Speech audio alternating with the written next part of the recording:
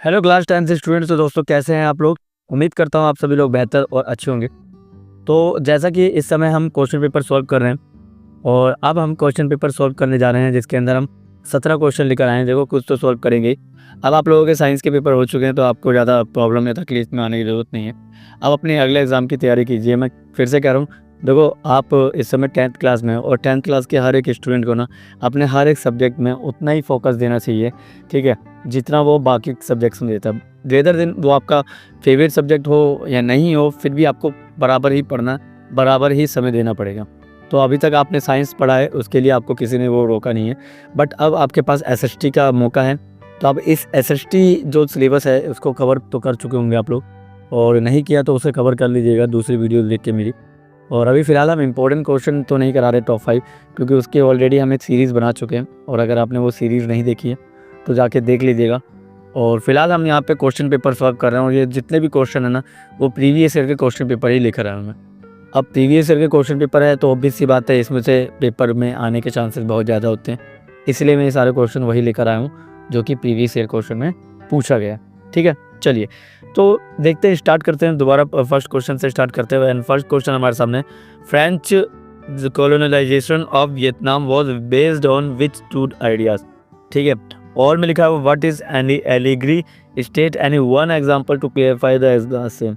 लिखा है फ्रांस के वियतनाम औपनिवेशीकरण के पीछे कौन से दो विचारों की बात करता है, या रूपक या एलिग्री क्या है, इसे स्पष्ट करने के लिए एक उदाहरण दीजिए। ठीक है, क्वेश्चन का लेवल टफ है, क्वेश्चन का लेवल थोड़ा ऊपर है।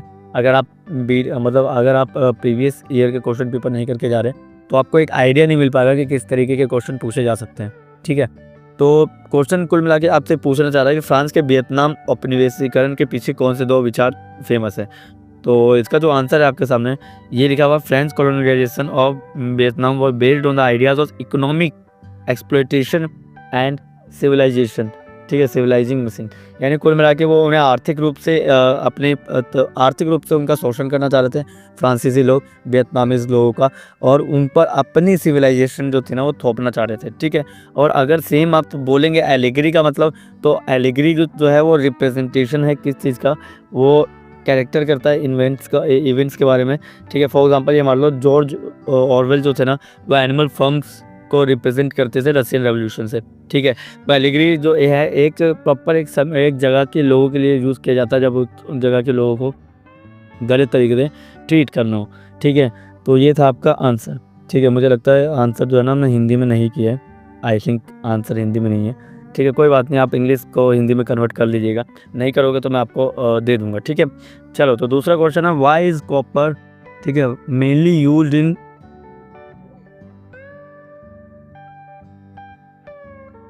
ठीक है, तो लिखा हुआ है कि why is copper mainly used in electrical cables and electronic industry.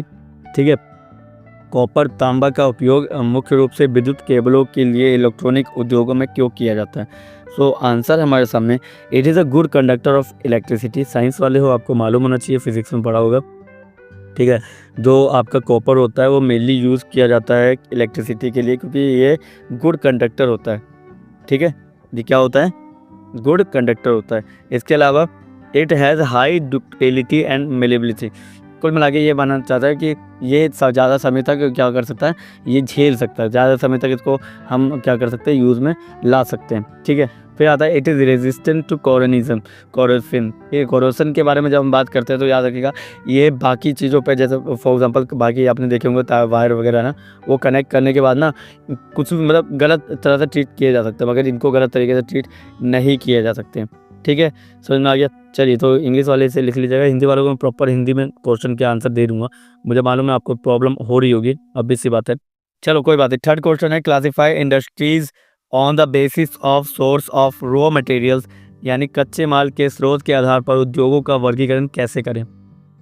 ठीक है, तो ये तो आपका फेवरेट क्वेश्चन बन जाना चाहिए, क्योंकि ये सबसे ज़्यादा मोस्ट रिपीटेड क्वेश्चन में अगर आप किसी को जगह देंगे ना तो फिर शायद आपको यही देना पड़ेगा कि कच्चे माल के स्रोतों के आधार पर उद्योगों का वर्गीकरण कीजिए। ठीक है, और जब आप उद्योगों का वर्गीकरण करते हैं कच्चे माल के स्रोत पर, तो आपको 4 तरह की इंडस्ट्री देखने को मिलती है। पहली तो होती है एग्रो बेस्ड इंडस्ट्री, जिसके अंदर कॉटन टेक्सटाइल आता है। ठीक है, जंगल से मिलने वाली सारी चीज़ें, जो भी नेचर से मिलने वाली सारी चीज़ें, वो एग्रो बेस्ड इंडस्ट्री में आता है। फिर आता है मिनरल वेस्ट। मिनरल वेस्ट के अंदर अगर आप बात करेंगे तो इसके अंदर आपको देखने को मिलेगा आयरन एंड स्टील, जो कि है ना, जो कि आपको उससे मिलती है, ज़मीन के अंदर से मिलता है। तो आयरन एंड स्टील इंडस्ट्री जो है वो मिनरल वेस्ट में आती है, दूसरी इंडस्ट्री कहलाती है। और थर्ड है फॉरेस्ट वेस्ट इंडस्ट्री, के मतलब है कि पेपर इंडस्ट्री या फिर फॉरेस्ट से मिलने वाली सारी। तो एग्रो वेस्ट जो है वो क्या है, वो एग्रीकल्चर है, एग्रीकल्चर यानी कॉटन टेक्सटाइल वगैरह, ठीक है। और जब आप मिनरल वेस्ट के बारे में बात करें तो आयरन स्टील वगैरह आएगा, इसमें कॉपर जिंक वगैरह भी आएगा, ठीक है। दूसरे आप फॉरेस्ट बेल्ट के बारे में जब आप बात करते हैं, ठीक है, फॉरेस्ट बेल्ट के बारे में जब आप बात करते हो तो याद रखिएगा पेपर इंडस्ट्री इसी के अंदर आता है, ठीक है। पेपर इंडस्ट्री के बारे में उधर ही आता है, ठीक है। तो ये तीनों इंडस्ट्री हो गई। और चौथा है मरीन बेल्ट। मरीन बेल्ट का मतलब होता है जो आपने समुद्र के किनारे वगैरह पे देखा होगा ना, उसे बोलते हैं मरीन बेल्ट इंडस्ट्री। तो मरीन बेल्ट मतलब कि समुद्र के किनारे पे फिश प्रोसेसिंग वगैरह आता है, ठीक है, इधर एक जहाज़ से दूसरे जहाज़ पे लेकर जाता है, ये सब कुछ इसके अंदर आता है, ठीक है, ठीक है। तो और फोर्थ जो मैंने बोला मरीन बेल्ट का मतलब है कि इसके अंदर फिश प्रोसेसिंग वगैरह इंडस्ट्री वगैरह, इसके अंदर ये सब कुछ आता है, ठीक है। तो मतलब मरीन बेल्ट का नाम ही समझ में आ रहा होगा, जो समुद्र से रिलेटेड जितने भी है ना उन सबको बोला जाता है मरीन बेल्ट इंडस्ट्री, ठीक है। समझ में आ गया मरीन बेल्ट इंडस्ट्री क्या है। तो ये 4 तरह की इंडस्ट्री को आप अपने दिमाग में डाल लीजिएगा, क्योंकि पेपर इससे बहुत ज़्यादा पूछा जाता है एंड मुझे लगता है कि ये पेपर में पूछा भी जा सकता है। तो इस पर तो आप डबल स्टार लगा सकते हैं, ठीक है। अगर अच्छा पेपर बना तो इस क्वेश्चन को यूज़ किया जाएगा, ठीक है। चलो भाई, भारत के परिवहन मानचित्र में नया आगमन क्या है? तो लिखा है what is the new arrival on the transportation map of India, ठीक है।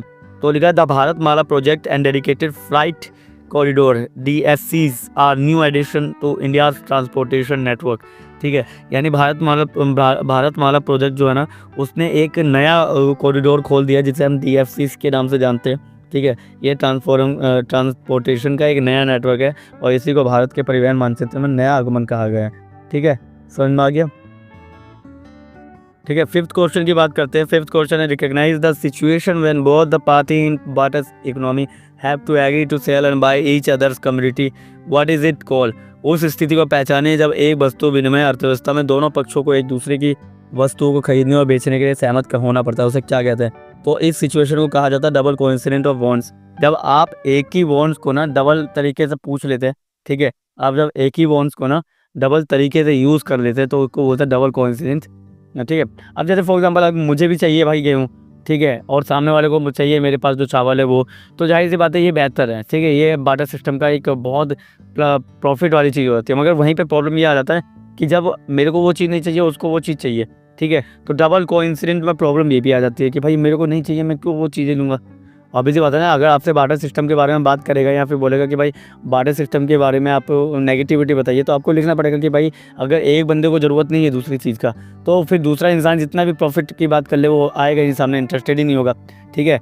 समझ में आ गया? तो बार्टर सिस्टम के बारे में कई बार पूछा जाता है कि उसकी नेगेटिविटी बताइए, पॉजिटिविटी बताइए। ज़्यादातर नेगेटिविटी के बारे में बात होती है, ठीक है। 6 क्वेश्चन है हमारे सामने। Amit is using his money to buy assets like house, commercial land and machines, right what he is actually doing, ठीक है। अमित अपने पैसे का उपयोग घर, वाणिज्यिक भूमि और मशीनें खरीदने के लिए कर रहा है, ठीक है। देखो इस तरह के एग्जाम्पल भी आपसे पूछे जा सकते हैं, ठीक है। एक इंसान का नाम लेने के बाद उसकी ज़रूरतें पूछ ली जाएगी एंड देन उसके बाद आपसे क्वेश्चन पूछ लिया जाएगा।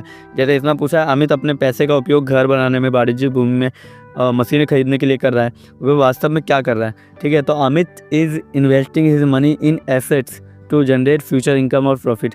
अब इसी बात है, इंसान जब अपने फ्यूचर को देख के चलता है तो फिर वो इन्वेस्टमेंट करता है। तो इन्वेस्टमेंट वो किसी चीज़ में भी कर सकता है, ठीक है। वो घर खरीद सकता है, उसे किराए पे उठा सकता है, वाणिज्यिक भूमि पे खरीद सकता है, कमर्शियल है ना, मशीनें खरीद सकता है, ठीक है। और फ्यूचर में उसका इनकम और प्रॉफिट बहुत ज़्यादा बढ़ जाएगा, ठीक है।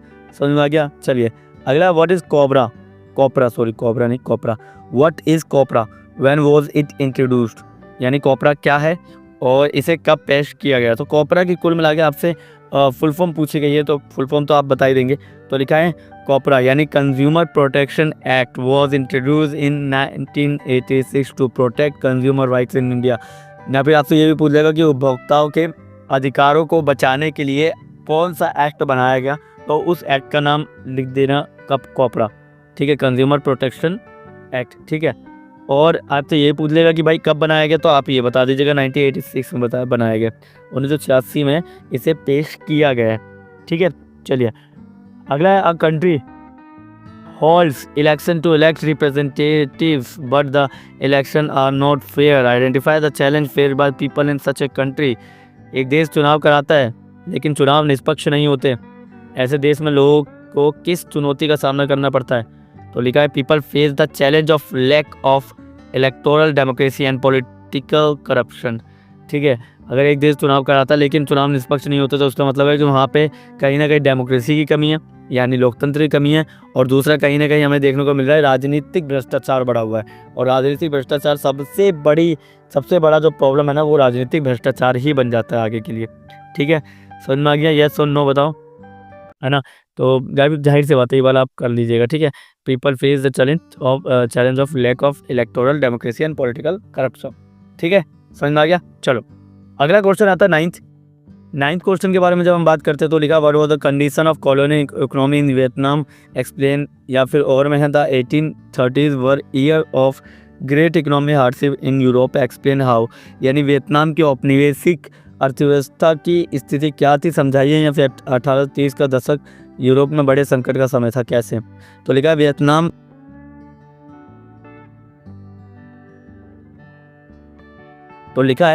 Vietnam's colonial economy was exploited by French focusing on rubber plantation and forced labor।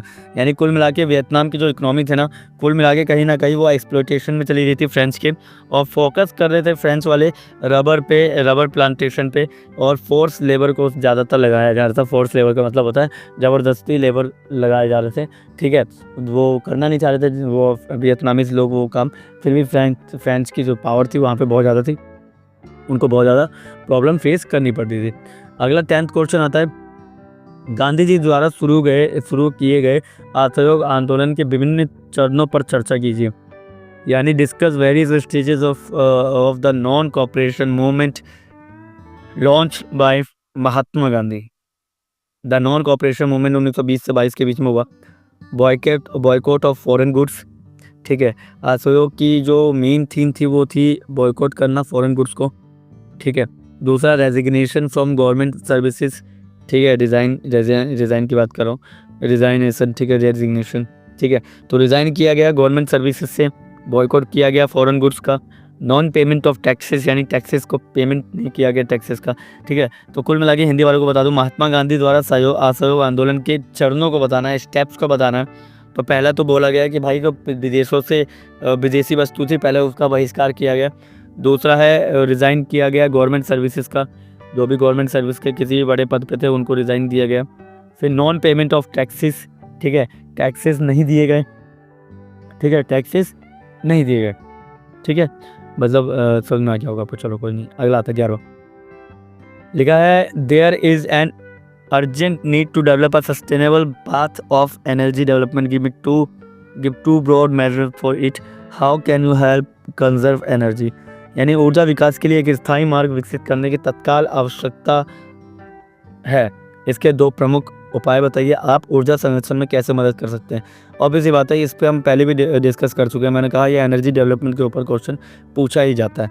ठीक है, और एनर्जी डेवलपमेंट के लिए मैंने दो चीज़ बताई थी। पहले तो रिन्यूएबल एनर्जी का यूज़ कीजिए, जैसे सोलर और विंड एनर्जी, जो रिन्यूएबल है, कल भी हमने शायद इस पर डिस्कस किया था। And promoting energy. ठीक है, एनर्जी को प्रमोट करना है, लाइक कंजर्व करना है। जिस एनर्जी को आप कंजर्व कर सकते हो उसको कंजर्व करने पर फोकस कीजिए। ठीक है, ये मेन कारण रहेगा इसको सपोर्ट करने का। अगला है पाइपलाइन परिवहन क्या है, इसके दो लाभ और हानियाँ बताइए। चलिए बताइए, पाइपलाइन परिवहन क्या है, उसके दो लाभ और हानि बताइए। What is pipeline transportation, write two merits and demerits of the same. तो लिखा है कि मेरिट्स तो ये है कि कॉस्ट इफेक्टिव, लेस पॉल्यूशन। ठीक है, पहले तो क्या है, कॉस्ट भी इसकी ठीक ठाक है और पॉल्यूशन भी ज़्यादा करता नहीं है। मगर डिमेरिट्स में है high initial cost, risk of leakage का रिस्क रहता है, और इसका तुरंत जो लगाना है उसका जो कॉस्ट होता है बहुत ज़्यादा होता है पाइपलाइन का। ठीक है, इसमें और भी ज़्यादा टूटने फूटने का डर रहता है, मरम्मत नहीं हो पाई इसके समय पे तो ये पूरी की पूरी पाइपलाइन ही फट जाएगी। तो ये दो लाभ है और दो हानियाँ पेपर में लिख के आइएगा। 13 क्वेश्चन पे चलते हैं। Industrialisation and urbanisation go hand in hand. Validate the statement, पिछली बार पूछा गया है, याद रखिएगा। औद्योगिकरण और शहरीकरण एक साथ चलते हैं, इस कथन को प्रमाणित कीजिए। तो अब इसे बात है, देखो भाई, जहाँ शहरीकरण होगा, जहाँ औद्योगिकरण होगा, वहाँ पे जॉब अपॉर्चुनिटी होगी, और जहाँ पे जॉब ज़्यादा होगी वहाँ पे खुद ब खुद शहर बनने शुरू हो जाएंगे। शहर कैसे बनेंगे? देखो, शहर ऐसे बनेंगे कि गांव से लोग आ रहे हैं जॉब की तलाश में, और जाहिर सी बात है, जहाँ एक क्षेत्र पे उद्योगों का वर्चस्व होने लगा, यानी उद्योग बढ़ने लगे, ठीक है, तो ऑब्वियस सी बात है, वहाँ पे लोग क्या करने लगेंगे, बाहर से पलायन अधिक से अधिक करेंगे, और उसे एक शहर बनाने में वो क्या करेंगे, अपनी हेल्प करेंगे, ठीक है। जाहिर सी बात है, एक जगह पे अगर ज़्यादा जॉब होगी तो इंसान आएगा ना। जैसे तुम बिहार से हो, यूपी से हो, ठीक है, तुम लोगों के मम्मी पापा यहाँ पे रहते हैं दिल्ली में, क्यों रहते हैं? क्योंकि उनको जॉब मिली है यहाँ पे, जॉब मिला तो है ना, तो ये शहरीकरण ही तो है, जॉब के कारण शहरीकरण पॉसिबल हो पाया ना, इसीलिए।